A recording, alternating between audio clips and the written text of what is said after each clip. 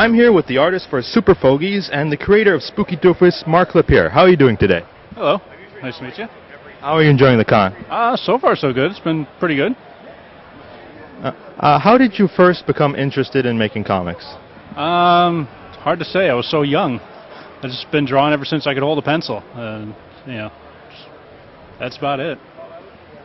Can you please tell our viewers a little bit about your current strip, SuperFogeys? SuperFogeys has been running for 4 or 5 years now. I could be wrong on that number. It was originally created by Brock Heasley, who currently writes it. He originally wrote and drew the first 300 strips, and then after 300 I took over the art duties, and we've been teaming up ever since. We're approaching 450 strips now. It's about a bunch of elderly retired superheroes and their adventures. Drama and comedy and cool stuff all rolled up into one. And for viewers to check out your book, what makes SuperFogeys stand out from other webcomics? I draw it. I think it's you either see comedy or you see drama. This has everything you could possibly ask for in a webcomic or just a comic in general. Plus, unlike a lot of superhero comics, things that happen have real consequences in the story. Like when somebody dies, they're dead. There's no coming back.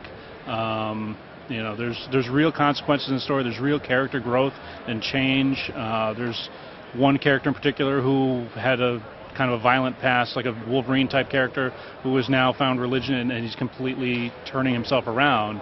And I think that's something that's unique in comics, is you don't see, writers will come in and they'll change characters, but then another writer will take over in mainstream comics and then retcon it all back to the way it used to be, and changes don't really matter so much. There's always the status quo that it goes back to. So with SuperFogeys, there's a definite end point, and there's real character growth and real change, and it's very interesting.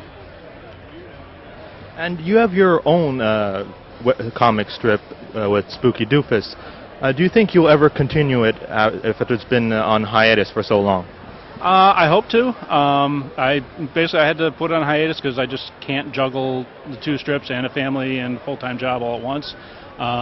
Plus, it's just so much easier for me to do SuperFogeys because I don't have to come up with the ideas. I just draw whatever Brock writes. But I do have plans for Spooky Doofus. If I bring it back, I've got ideas to change the art style up a little bit, maybe take it up a notch or 2 and try something different. I might end up doing a more of an annual thing, keep it around Halloween and stuff, but really kind of time permitting, and probably have to wait till my kids get a little bit older so they can have some time in the studio. As an artist, what would be your dream project?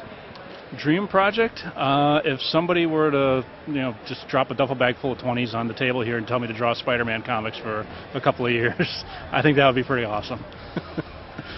Well, thank you very much for talking with us today, and I hope you have a wonderful Comic-Con. Thank you very much.